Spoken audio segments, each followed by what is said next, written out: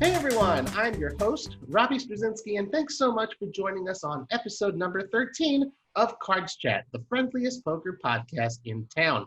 On this episode, we have the pleasure of welcoming 2013 World Series of Poker main event champion, Ryan Riess. Ryan is also a WPT title winner and has close to $15 million in total career earnings to his name. Since bursting onto the scene 7 years ago, Ryan can mostly be found on the high roller circuit, but he also spends plenty of time at home as the proud dad of 3 little girls. And today we'll get to learn more about his career and life away from the felt. Ryan, welcome to CardsChat. Thanks, Robbie. Thanks for having me. Yeah, good to be speaking with you. Thank you very much for agreeing to speak with us today. And I'm excited to get to know you a little bit better, and I'm sure our listeners are too. So let's start, not from the beginning, nothing like that, but sort of when you sort of burst onto the scene. Your breakout score, it was a runner-up finish in the 2012 WSOP circuit main event for about $240K. Tell me about that and how that sort of launched your career into what it's become. Okay, so at the time, I was actually still going to college. I was a senior at Michigan State. I was preparing to graduate in December. So that was 2 months before I graduated. And it was funny. I was working. I was a poker dealer at the time. Right. So I was dealing, and I didn't have a lot of money at the time at all. I think this is kind of a crazy story, but before this tournament started, I had $2,000 to my name, and the buy-in was $1,675. And but I was working, and I was doing pretty good.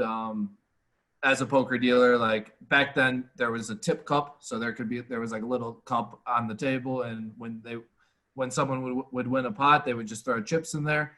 Since then they got rid of that for like the charity poker rooms in Michigan, but Sure. When they had that, it was very lucrative to be a dealer. Right. So I had like a good couple weeks dealing. One of my friends was like, "Hey, do you want to drive to Chicago and play this poker tournament?"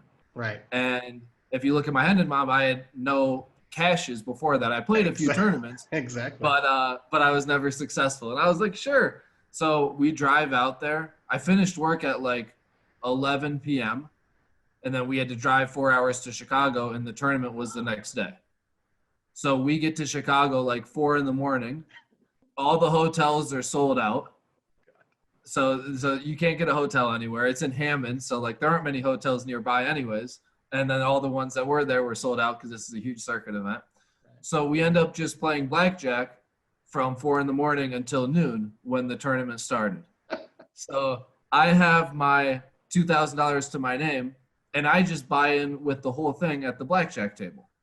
Wow. And I actually got down to $100 of that money, and then spun it back up to 2,000 and then stopped and was like, okay, I need to take this money to play. Because if I would have lost that last $100, I wouldn't have even been able to play the tournament. Right. Because I didn't buy in yet or anything. So, yeah, I got really lucky to even be able to play. And then the tournament went great, and we ended up chopping. We ended up actually chopping it 3 ways. They didn't really facilitate it back then, so there's not much of a record of that. But the tournament – so the day 3 started at noon. Right. And we had to finish the tournament that day, but the structure was really slow. And guess what time we finished? 2 a.m.? 7:30 a.m. Oh my God. Wow. From noon. So like, and they wouldn't do anything. Like everyone's like they're like getting rid of all the tables. Like everyone's like ready to like, they have flights to catch. Like people had to leave. Right. They wouldn't let us chop it. They would let us chop it, but they wouldn't like facilitate it. So like everything we have to do on the side, and then the players didn't know each other, so you have to like trust the people that they're not going to steal from you and stuff. Wow. But yeah, really, really crazy story. That's kind of how it all started. And then I graduated from Michigan State, and then just started playing full time. Right. That is an amazing story. And you don't hear too many people say, going to put your entire bankroll, your entire net worth on the table. That's, it's serious. Yeah. It certainly could have gone another way. It's a great way to start off this show. And of course you mentioned, so you were in college and you finished college. That's an interesting thing, though. A lot of people, in that situation, if you're already prepared to put your entire bankroll on the table, you say, okay, well, now I got, 1/3 of 240K. So you got something like that. Hey, let's just go and play poker right away. But you stayed in college and you finished. So how and why was that important to you to do that? Well, I only had 2 months until I graduated, so that made it a lot Okay. easier to finish. I think, to be honest, if I had like 2 years or maybe even like more than a year, it may have been harder. Because like even after I won that money, it was hard for me to like be in the like to do school stuff. I just didn't want to do it. I just wanted to play poker. For sure.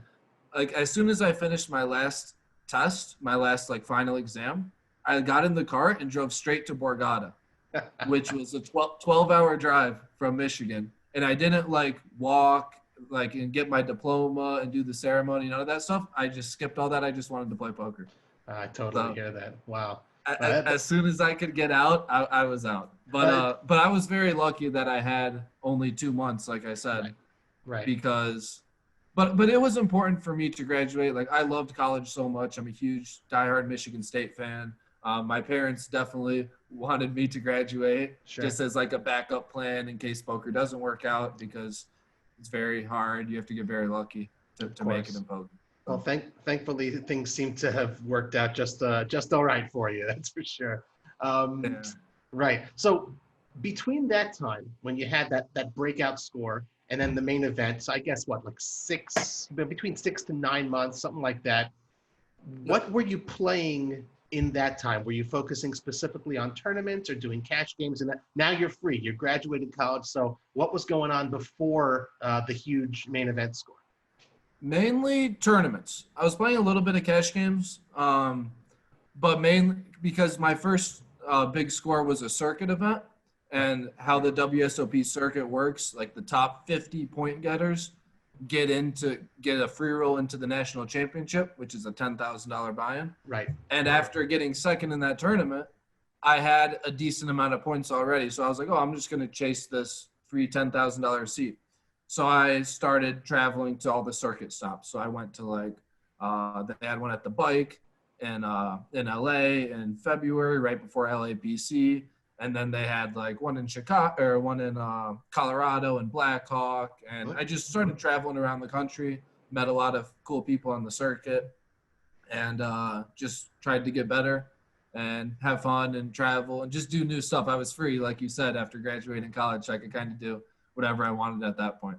Right. That's definitely a great way to spend your time. And I'm sure it felt amazing to be at that point in your life and have that ability to do it. It is easy, of course, to sort of point to the main event. And later on in 2017, you had the WPT title as your most impressive accomplishments. But I think what's also very, very impressive is that you've been pretty darn solid. You've notched $6.5 million in earnings over the last 7 years since your main event win. This is a game, poker, with so much variance. So what does having had that sort of consistency mean to you over the last 7 years? It means a lot, to be honest, because like in the beginning, I just won the main event, and then the couple years after that, I was playing like really high stakes, was playing like 100Ks and 25Ks and stuff, and I wasn't that good at the time. I thought I was really good, but like I really wasn't that good. So to like kind of get out of that phase and then be able to like kind of get back to where I can compete on the highest level, it felt really good, because like I said, like right afterward, it was tough. Like I won the main event, so I'm a 23-year-old kid with a lot of money, so I just jumped right into the waters with all the sharks, with all the best players in the world playing really high stakes, and it didn't work out. And then I kind of took a step back, started playing like lower stakes, like still like relatively high stakes, but I wasn't playing 100K buy-ins anymore. And then I was able to really work on my game and get better, and then I was successful. Was it through mostly playing and on the felt experience, or did you just like hardcore get in the lab and study? And like I've never been a big study guy. It was mainly just playing and also just maturing. I used to be like kind of crazy. Like on the table, like my play style, I would just bluff like way too much. And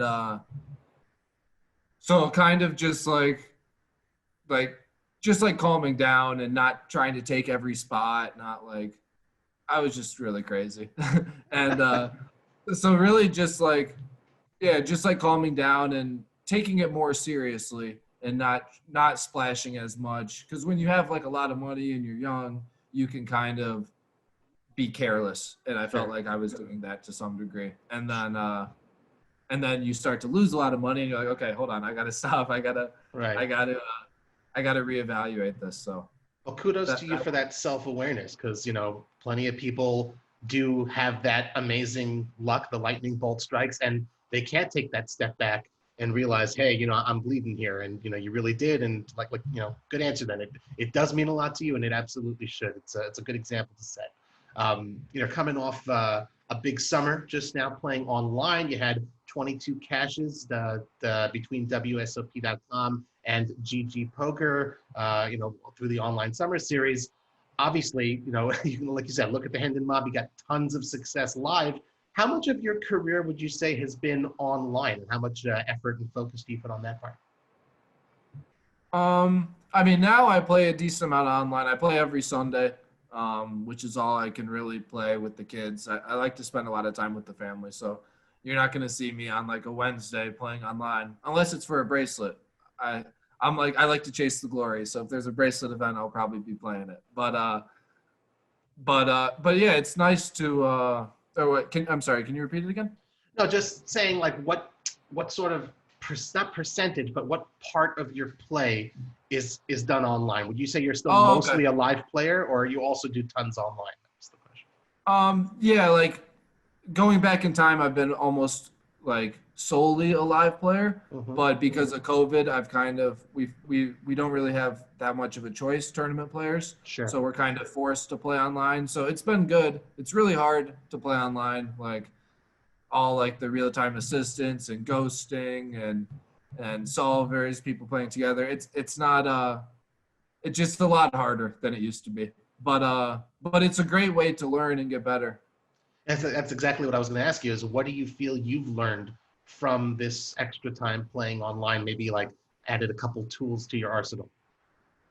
Yeah, yeah, for sure. Because you play so many hands, so you're going to be in spots that you may have never been in live, or spots that you're very rarely in live that you're not that you don't really know what to do. So when you get spots like that, being able to like save the hand history and go talk to friends and make sure you get it right. Because Right. if you don't know like what to do, like how are you supposed to make money? So like being able to just play and play like infinite amount of hands, like online you can play thousands of hands in one day, where live you're playing a couple hundred maybe. So For it sure. just you're just able to play a lot more. For sure.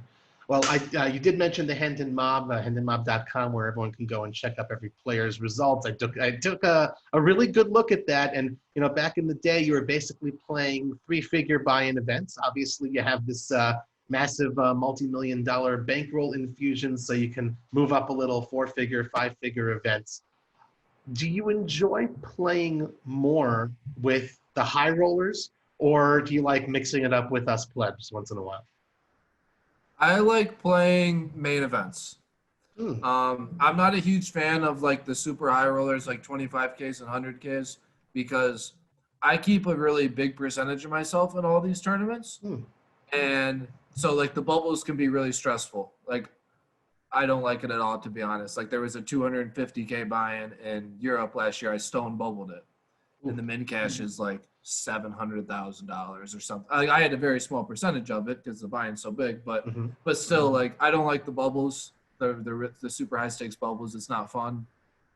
For the people who have like a really small percentage of themselves, it's not that bad because if you have 10% of it, it just not the number's not as high, I guess.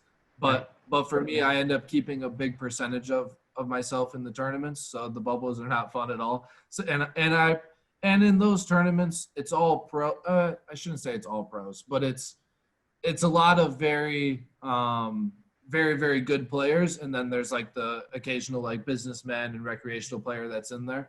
Sure. And so compare that to like a main event, which is going to be like tons of recreational players, like say a WPT main event or Right. WSOP circuit main event or EPT main event or any of the big main events. It's the composition of the field is just completely different because there's going to be a ton of recreational players, a lot of like pros, but not like the elite pros, just Right. like lower level pros where it's not as challenging or not as stressful. And your ROI in the main events can be so huge because there's so many people. Where in a high roller with like 50 people, you're never gonna make more than 10 times your money or whatever. You know what I Right. mean? So you're saying it's a matter of sort of game selection mostly rather than personal enjoyment or anything like that. Correct. Yeah. Yeah. Okay. Yeah. Do you prepare differently for different types of events, or the higher the buy-in, the more mentally focused you go in, or there's no real difference to you? Just hit me up, give me the cards, and I'll play my game. No, I'm definitely more focused when it's a bigger buy-in. Like if I go to play like a WSOP circuit event or something, I'm gonna go with a different, and maybe this is bad, but I'm gonna go in with like a little bit different mindset. Like I'll probably like have some drinks while I'm playing, and I might be like watching TV more or talking to people more. Where if it's like a super high stakes tournament, I'm not gonna be drinking. Mhm. I'm going to be focusing more on the table and less on having fun. So I would say that, yeah, there's, and then again, that may be a bad thing. I should probably have like the same like mindset for all the tournaments, but I'm just being honest. It's not the case. Honesty is important, and you heard it here first, guys, on the Cards Chat podcast. Um, Within the professional poker player community, the reason they call it a community, a lot of folks are friends. Who would you say you've gotten most friendly with over the last few years? Guys who've played along, played a lot with often, or maybe you talk strategy once in a while. um, I would say probably Anthony Zeno Hmm, and Alex Foxen. nice. Probably are the two. Like, so before, like my old background is the circuit background where I would hang out with like Lonnie Harwood and Phil and Jared Ludeman and that whole group of people. Sure. And I still love all these people, but I don't play the circuit as much, so I Of don't course. talk with them on a daily basis as much as I would Foxen or Zeno or people like that. Because they sort of moved up in tandem like you did, in a way. Yeah, and we just travel and play a lot of the same tournaments, so we'll stay together. We'll like say we go to Barcelona, we'll get a house and we'll stay together. Or Nice. so yeah, it's really important to have a good group of people around you when you're playing. Not only to get better at poker because you're able to bounce ideas off each other, but just to like have fun to where you have a little bit of a balance where it's not just poker. You're able to, when you're done, you're able to like go to the arcade or go get a nice dinner or go to the beach or whatever. And it's important to have a balance. If you're just like straight poker all the time, you'll probably go kind of crazy. Wise words, that's for sure. And I've never been to the top, but I can imagine it gets lonely there. So it's good to have some good buddies there for sure. You mentioned traveling, started on the circuit, and of course, you've gone to Europe, you've gone, plenty of places around the world.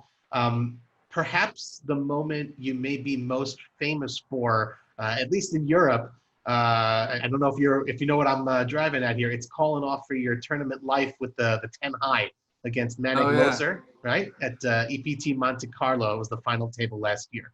So before I ask you about it, anyone who's listening or watching, guys, if you haven't seen this hand, you've got to check it out. Find it on YouTube. Ryan Riess, Manic Loser, final table EPT Monte Carlo, 2019. Really an unbelievable hand. It was voted the GPI Hand of the Year, and I'd be remiss if I didn't ask you at least one question.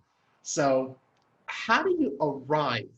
I'm not going to go too deep into the nitty gritty strategy, but how do you arrive at a point where you're thinking on that high of a level that you could be so confident to make that call?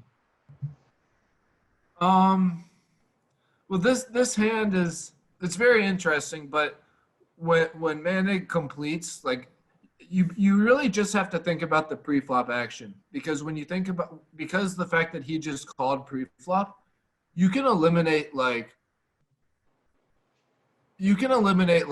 he either has aces or he has like a really really really bad hand. There's no in between really. Like he never has like king two, because he would just go all in, or like ace five, or like jack three.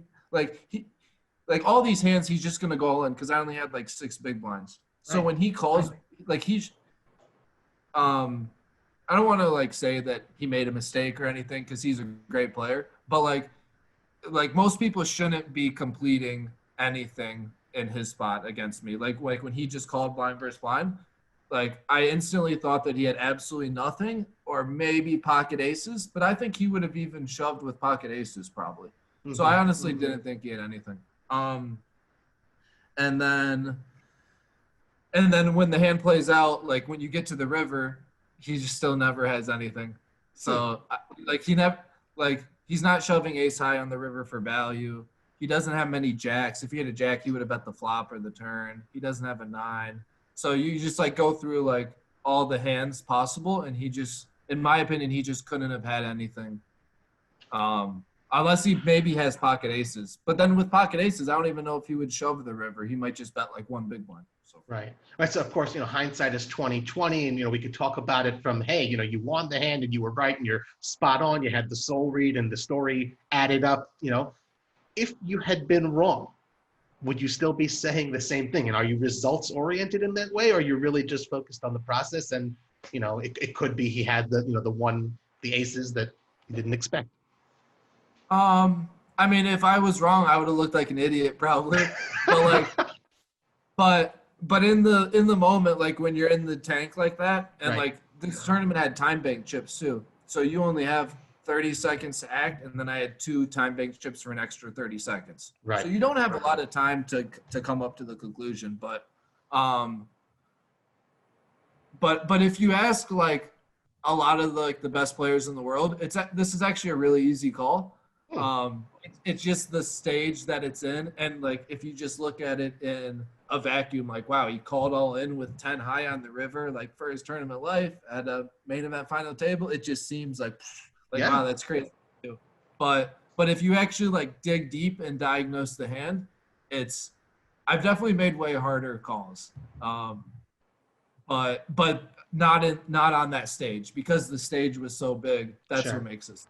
And that's what makes it harder, because like I think a lot of like the best players in the world would always make this call in like not at a final table on live stream. But I think the fact that it's on stream makes it a little bit harder. But yeah, it's one of my favorite hands ever. So I'm glad you brought it up. It's cool. I don't want to like downplay it, because it's very cool. I'm glad I came up, because we all make mistakes. I make like tons of mistakes. It seems like I'm very, very hard on myself. So the fact that I was able to piece it together in 45 seconds or whatever, I'm very happy about it. And you absolutely should be. It was an award-winning hand for a reason. And I got to say, I see, like you said, out of context, right? When you can just look at it in a vacuum, a lot of people, they see that hand, and it's difficult to do that. But that's exactly the perspective that you bring as a professional. And you're saying that that's what a lot of guys would do. Again, in a vacuum that just adds up, that's what you're supposed to do. And it's interesting to get that professional perspective there. So Monte Carlo, you got to talk a little bit about that incredibly glamorous location. Of course, you've been to the PCA in the Bahamas several times. So first and foremost, where is a banana more expensive?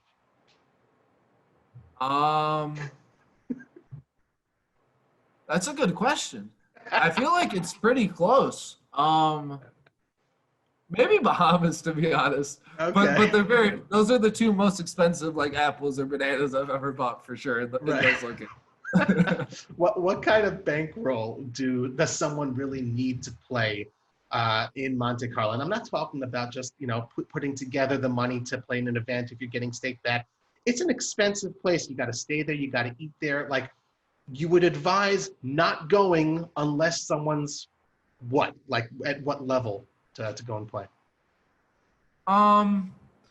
Well, ideally, you win a package Okay. because like PokerStars has like tons of packages online where you can win, and they give you like travel expenses, hotel, the buy-in. That's ideal. What you should try to do. But yeah, it's crazy expensive. In the past, I would rent like a house up on like the hillside, Mm. or not like a house. It was more like a little apartment. It wasn't glamorous at all. But to save money, because if you stay at the hotel at Monte Carlo Bay, I think it's like $500 a night or $400 a night. And when you're staying for 2 weeks, that's like a whole nother buy-in for the main event or something. You know what I mean? And Yep. then like when you add food and everything, it gets very pricey. So Yep. I wish it wasn't so expensive because it really is beautiful there. Um, it's a cool city. The first couple of times I went, I didn't like it, to be honest. I'm talking about Monte Carlo, Sure. but I think it was just because it was so expensive, Mhm. and I just wasn't used to anything that expensive, and I'm like, oh, I don't see the value here. Like, but then when you go to places like PCA and then you go back to Monte Carlo, then you realize why it's expensive. Aha. It's Gotcha. kind of Well, you're certainly getting, I mean, if not for the bananas, at least for the experience, you're getting your money's worth in a place like that. That's for sure. yeah. Well, and on sort of a related question, this is something I'm always curious to get the perspective of someone who plays for extremely high stakes, such as yourself. I mean, you guys, you play for, tens of thousands, hundreds of thousands of dollars. Do you still have, at least in the back of your mind somewhere, like a little price comparison mindset when you walk into a supermarket? Do you like compare flight and hotel prices? I mean, I know it sounds like sort of Yeah. small potatoes, but how do you sort of separate the not caring about money, so to speak, when you're at the table from sort of doing the normal human thing? I'm actually pretty nitty. Um, to be honest, I've done a lot of like kind of like I've made very large bets that I've lost and stuff. I'll play poker at like very high stakes, um, but I try to I think I'm pretty down to earth when it comes to like real life expenses and stuff. And I'm not gonna like I don't go to like fine dining restaurants all the time. I'll like go to Chipotle instead. Right. Right. I'm like very. I think I'm pretty down to earth. Like my car is worth like $4,000 or something. I drive like a 2010 Jeep. To be honest, I'm like I don't need like extravagant stuff. I live a pretty normal life, but I do like to play poker for high stakes. That's awesome. So what do you enjoy spending money on? What's your splurge? I just bought another pinball machine. Nice. Yeah. Uh, so that's cool. I literally just got it like a week ago or something. And that's worth more than the car, to be honest. But yeah, I don't really spend a lot of money, to be honest. I like to eat like decent food, but I don't like, you won't see me in like I don't even know the names of like the best restaurants in Vegas, but you won't see me in there ever, really. Well, I also have 3 little kids, so It's Sure. hard to kind of go out to like a place like that. It's not, if I was like the manager at a restaurant and someone came in with 3 babies, there's going to be food everywhere, all over the floor and stuff. Right. So I would probably not want that to happen. Well, it's called a Happy Meal for a reason. You don't need to spend hundreds of bucks per plate. You can just get the Happy Meal and everyone's happy for not that much money. I hear that. You are, and we'll talk a little bit more about your family later. As a family man myself, it's something I'm interested in hearing. And you're, you said Michigan State, you're a graduate. There's also another Michigan guy, Joe Cata. He's the 2009 WSOP main event champion. He's a Wolverines guy, so I imagine possibly a little rivalry there. And you just sort of passed him for top spot on the all-time money list in the state of Michigan. So you guys friends? Are you frenemies? Is friendly rivals? No, we're friends. I love Joe. Joe's awesome. I was just texting him a couple of days ago on election night. We were talking about the odds and stuff. But yeah, we're very friendly. It's weird because he like very rarely plays poker tournaments. Like He doesn't really travel like I do, at least, or did like pre-COVID. So I would like grind like all year, like, and then like slowly like build up like a couple million in cashes, and then he'll just go to the WSOP and get like 4 million in 1 year, win like 3 bracelets, and then it's amazing. I don't know how he does it, but it's cool because we actually both push each other like on Hendon Mob, like you said. Like I think right now we're pretty close. We're probably within, I don't know, 700,000 or $1 million or something. But Yep,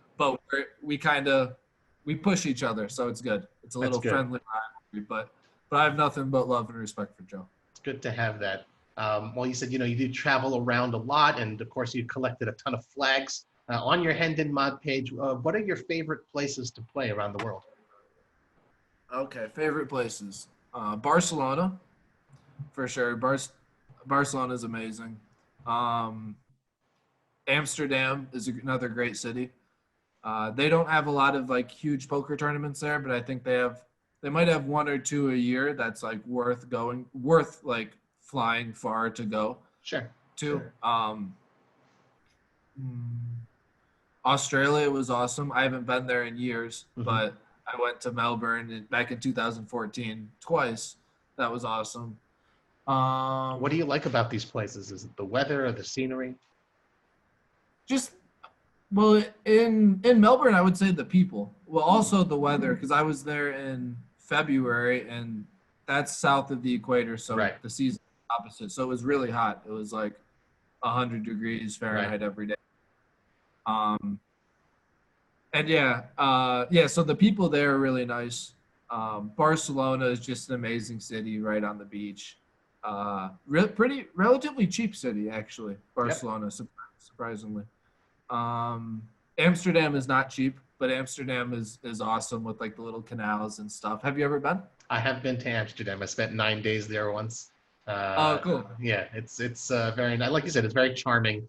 Lots of cultural activities, and I like the European cities. It's kind of like very central. It's not like so spread out. So like the public transportation gets you everywhere. You can see everything. So I definitely appreciate that.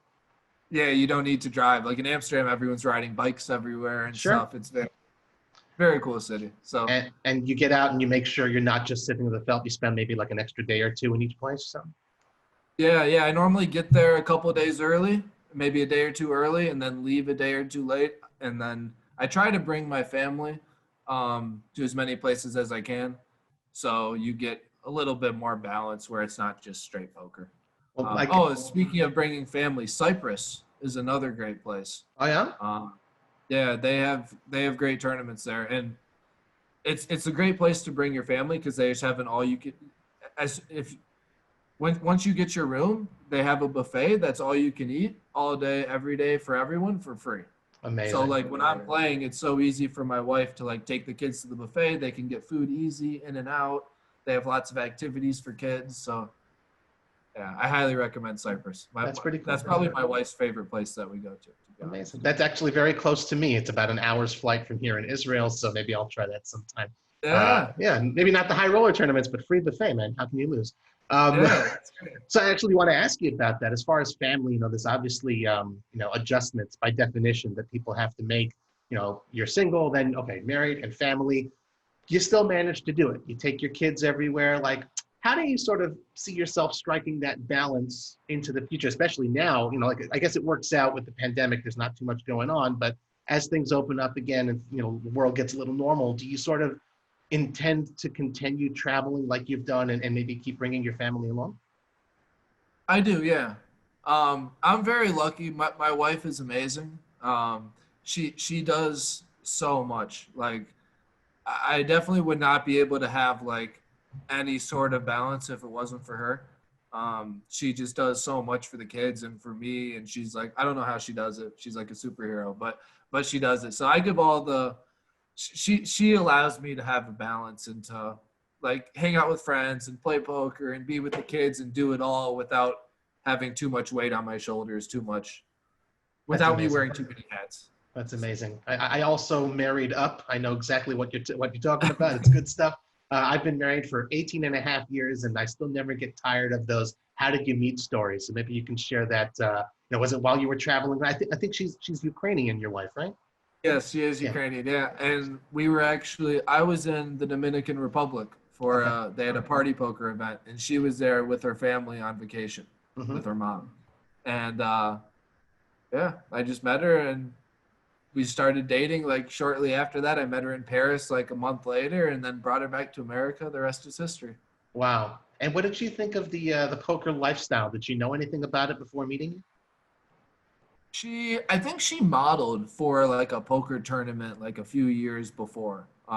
Just like a one-time thing where she was like one of the Royal Flush Girls, for instance, where you just like walk around and talk to the players and look pretty.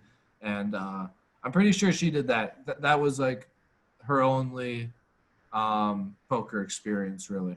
Um, Another crazy story. I think her ex-boyfriend own is he owns an apartment in Kiev and he rents it out to Mikita Oh, Badziakowski. He's like one of the best players in the yeah, world. yeah, So that's kind of a small world. yeah. Indeed. But yeah, so she didn't have like a huge like background in poker, but she knew about it. She likes to play. Like I played the tag team event with her last year. Well, that's Uh, fun. we have like a little heads up machine in the house. We'll like battle heads up sometimes. And she beats me like every now and then. She can hold her own. She's decent. That's So pretty good. Well, who wins at it'd be pinball? what's that? Who wins at pinball, though? I'm better at. She's not a big pinball person, but she prefers poker. But she's decent. You may, when the kids are older, you may see her in the ladies' event and stuff. There you go. There you go.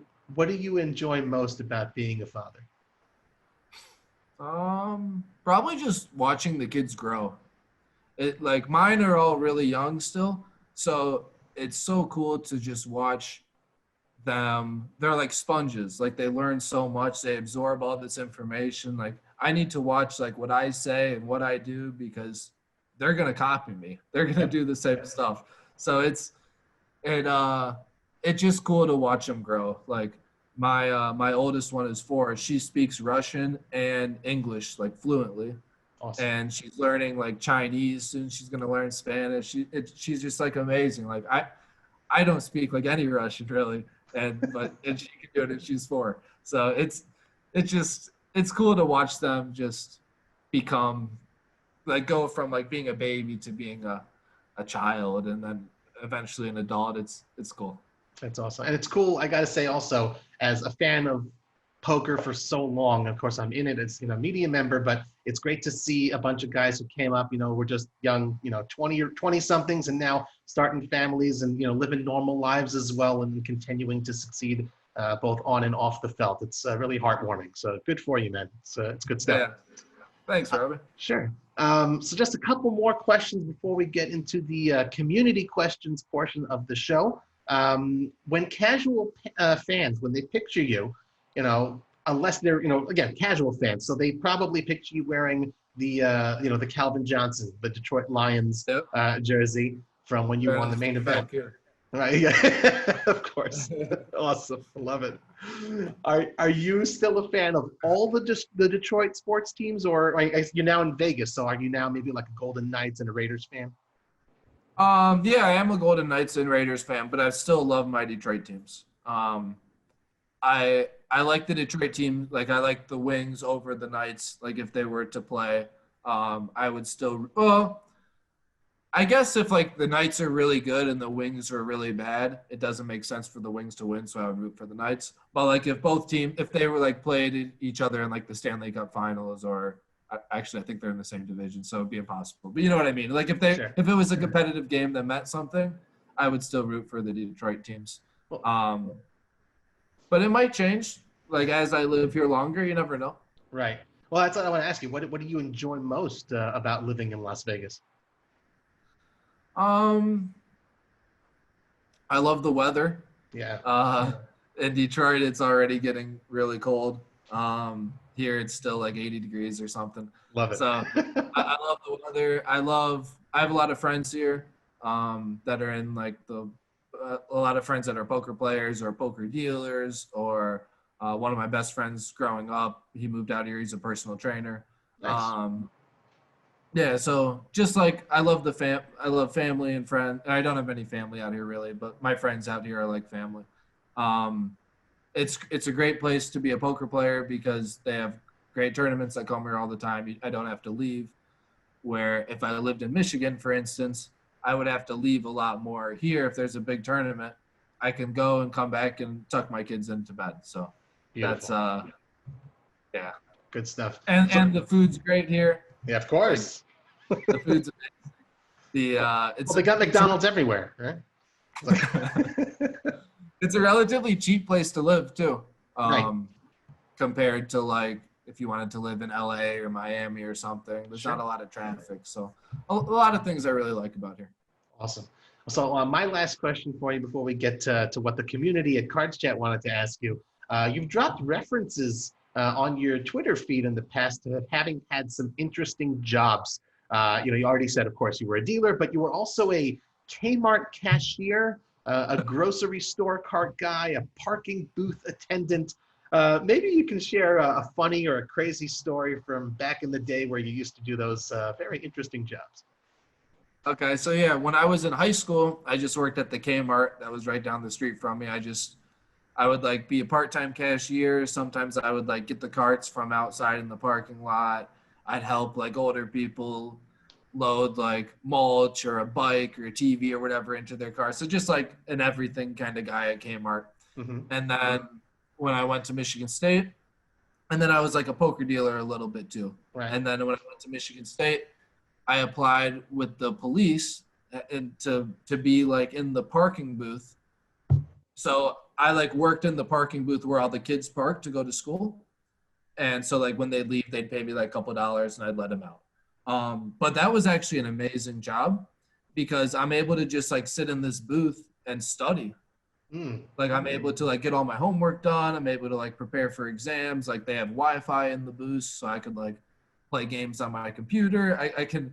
It was a great job. And there's like a ton of downtime because you only really worked when the class is let out. Right. So you're just sitting there for 30 minutes and no one's driving by, and then the class comes out, and then there's like 50 cars leaving, and then you have more free time. So that was I actually highly recommend that job for any college students. If you have a job where you can just like sit down and study and get paid for it, do that. That's definitely some good, solid advice from someone who's blazed that trail.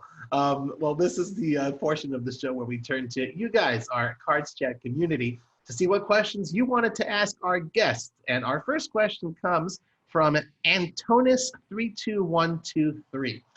Ryan, what is the funniest behavior by other poker players or the strangest incident that you've seen at the poker tables over all these years that you could share with us?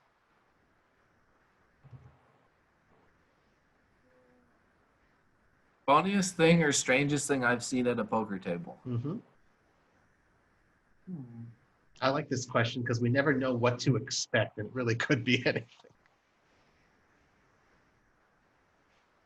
I don't think I've seen anything, and I feel bad not being able to answer this question, but I don't think I've seen anything that crazy that was at like my, like say at WSOP this past year where like the guy took his clothes off and started streaking and threw his shoe at someone or something. That's crazy, but that wasn't at my table. I might have to get back to him on this one. I can't think of anything off the top of my head. Fair enough. And it's funny, like, it's very interesting how everyone in the community knows that story. So we're like, mention it by the way, but that is kind of crazy that a guy did that at the World Series. That is very crazy, yeah. So I was like trying to think of something that like could compare to that. And I'm like, I don't think I've seen anything crazy. Oh, actually, I do remember. No, I wasn't there though. But this was kind of crazy story. Sure. I used to go to this poker room in Flint all the time, Flint, Michigan. Mm-hmm. They had a good tournament on Fridays. And so I would always drive from Michigan State there on Friday. I think it was like a $50 buy-in with like $2,000 for first or something, which is a good tournament. Yep. And one day I didn't go on a Friday, and there was a guy who like got on the table with the gun and like told everyone to like empty their pockets or something, or he's gonna like start shooting.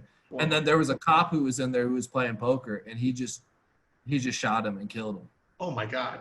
Like in the middle of the. And this was like, I was going every Friday, and for some reason I didn't go this Friday, and it was one of the days that it happened. Wow. Super crazy story from like, gosh, when was this? This had to have been like 2011 or something, long time ago. Well, that certainly qualifies as a crazy story, but I guess it's not the place you want to be when something like that happens. Yeah. Yeah, and Flint was really bad back then. I mean, it's still pretty bad. I still don't even think they have clean water, to be honest. But yeah.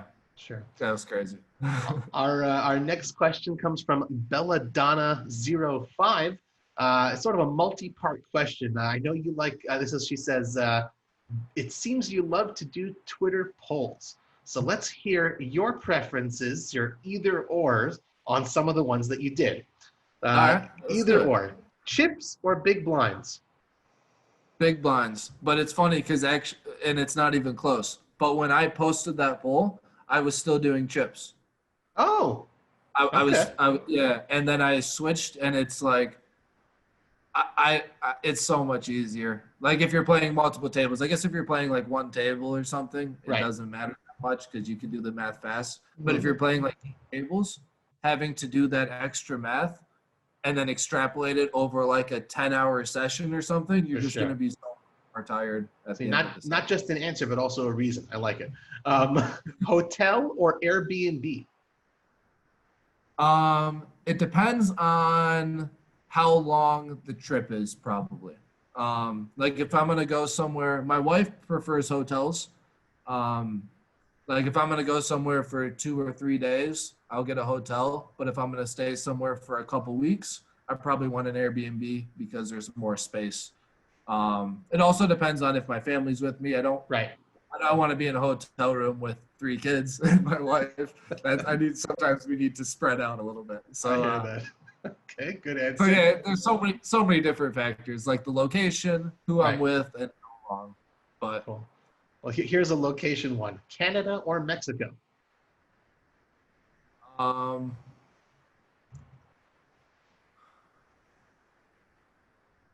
Canada.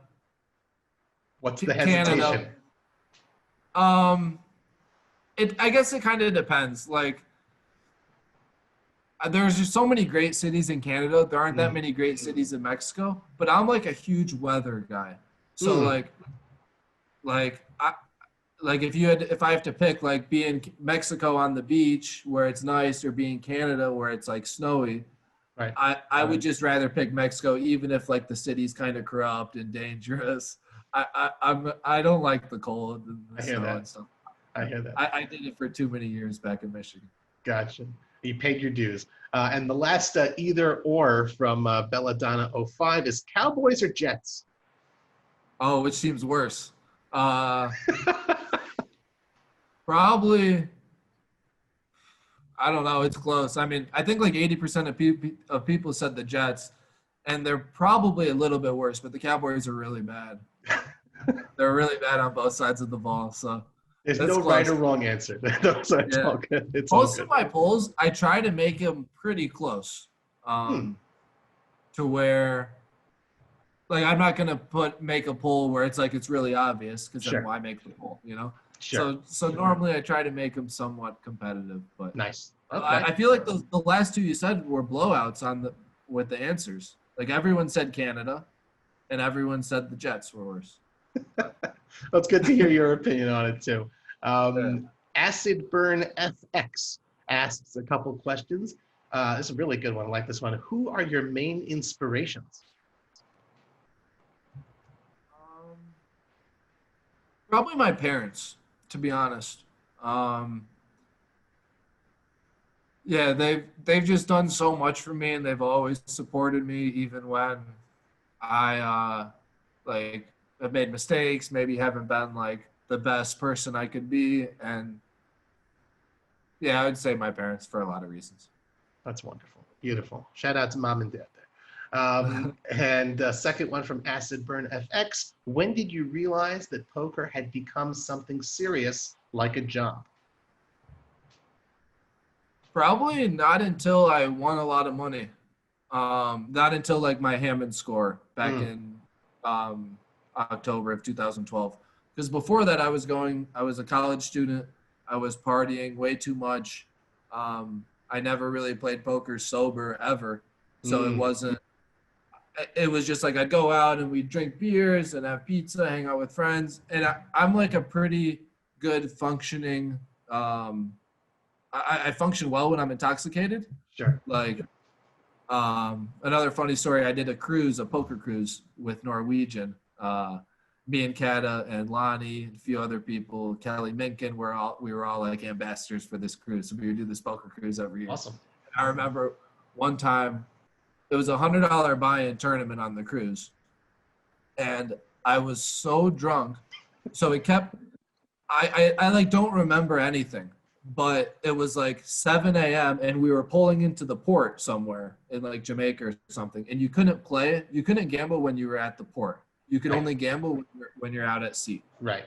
So they told us that we had to stop.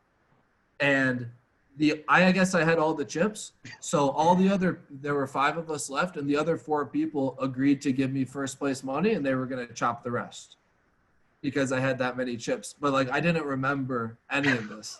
and then the next day, there was like another tournament the next day, and the people come up to me and they're like, "Congrats for yesterday." And I'm like, "Thanks." Cause like, I knew I won, but like, I didn't remember any of the people. So like, they said that like they were at the table. I like didn't remember at all. That's a great story.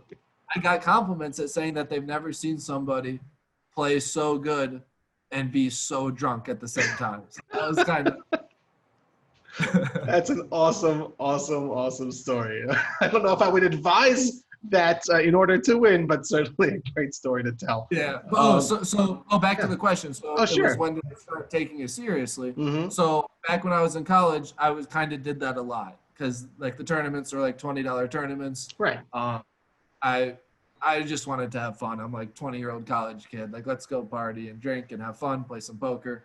And then after I made a lot of money, then it's like, okay, this is my bankroll, this is my money. I can't just go like blow a couple $100 here and there, and I have to be smarter with it. So then I started taking it more seriously. Gotcha.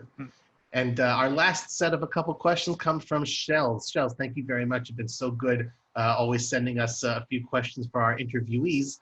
Ryan, what advice would you give any new main event champion at the WSOP?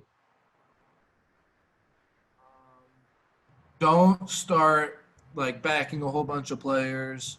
Don't go and play super high stakes. Just take your money and try to stretch it as long as possible. A lot of times people like make a lot of money, say they make $1 million and they're like, okay, let's get to 10 million. Right. And then they try to like do it too fast and then they end up losing it. So I think if you have like no money, then it's okay to try to hit 1 million or try to hit 10 million. But once you have like a good foundation, don't gamble too hard, and don't go play 100K buy-ins because you just won 5 million. Don't go start a stable backing a whole bunch of players because you're probably gonna like stretch yourself too thin and you could end up in a bad situation. I would say buy Bitcoin, buy a house or two, buy some real estate. That would probably be my advice. Good advice. Good advice. Is there any single thing that you think you may still need to improve on while playing poker? Yeah, like everything. I'm always trying to improve. I never think. I know like back in the day I said I was the best player in the world, but I think it's important to have that mindset that you are the best at whatever you do. Whether you're interviewing me, you should think that you're one of the best interviewers in the world, right? Like, do you think that? I mean, I tried my best. If not, then keep trying to get better, you know? But it's important to have that mindset. And I think if you have the mindset that you are the best and then you keep like trying to achieve that, eventually you'll achieve it. Like stuff just doesn't happen like by accident. Like Michael Jordan didn't just like wake up one day and was like, oh, I'm like the best basketball player in the world. He like thought he was the best basketball player in the world and then continued to work for that and then eventually achieve that, you know? So things don't just like happen by mistake. You have to like believe it. And if you don't believe it, no one else is going to believe it. So I think it's important to have that mindset that you are the best if you want to be the best. And like as a poker player, you have to have so much confidence in what you're doing at the table, because if you're sitting down at the table and you think the other people are better than you and you're like in like guessing mode where you're like, oh, like I'm not that confident, like these guys are better than me, like what do I do here? You're not gonna win. You're just gonna you're gonna get torn up. I love it. I think it's important to have that mindset. Not everyone has it. I love it. It certainly resonates with me, and I imagine it resonates with a lot of people. And before we get to Shell's last question, I have to say that that proves true no matter what level you're actually at. I played in, I just have to share my little story, is I played Let's do in it. my first WSOP bracelet event last year. I played in the $1,500 dealer's choice because I play home games for the last 15 years. And I knew that, that obviously my table would be full of bracelet winners. You got a 400 strong field of, you name them, they're on like way up on the Hengen mob. And I had no premonition, okay, I'm better than these guys, but I certainly felt I'm at the top of my game and I'm going to do my best. There was no lack of confidence whatsoever, even when, guys who I've only seen on TV sat down at the table. So I got to agree with you. You got to go in feeling that, feeling you're the best. That you have a shot. Yeah, exactly. Yeah, you don't have to think that you're like better than all of them, but you have to think, you can't think that they're out of your league, or else you just shouldn't sit down. It's like not financially responsible to sit down if you think that everyone's way better than you. Why would you play? 100%. And for those who were wondering, I did not win that bracelet or cash in that event, but I made it halfway through the field, so I was very happy. There you go. Thank you. What are your favorite games of those? Oh, that's very nice of you to ask. I don't know a lot of those games, but I'll ask you a question. Thank you. 7-card stud and stud high-low I absolutely love, and I love Deuce 7 triple draw. Can't get enough of it. It's good stuff. Okay. It's great. Cool. I highly recommend you give it a try. I love Deuce 7 single draw. Yes, that's a tough game. It's well, it's not about me. What do you love about that game? I love that it's very pure. There's a lot of bluffing. Yeah, it's cool that there's only one draw. I don't like games that you can't bet a lot. Mm-hmm. I like Badoogie for some reason, and I like Riess, and those are both limit games. But I don't like Limit Hold'em. I despise. That's my least favorite game for sure. I don't know anyone who says I love Limit Hold'em. I don't like not being able to bluff the river, like if I don't have the best hand. And when you can only bet like a 10th pot or whatever, like you bet so small, like no one ever folds. And then when I bet really small and they call with like a hand that they would fold if I would bet more, I get so upset. Yep, so I hear that. But it is good to try all the games though, so that's important. Yeah. No, I'm gonna get in the dealer's choice with you one year. There we go. It's a date. And our final question here, I think it kind of applies because we've kind of covered a whole bunch of stuff. Do you even have any spare time? What do you like to do in any spare time you might have? I like to go hiking.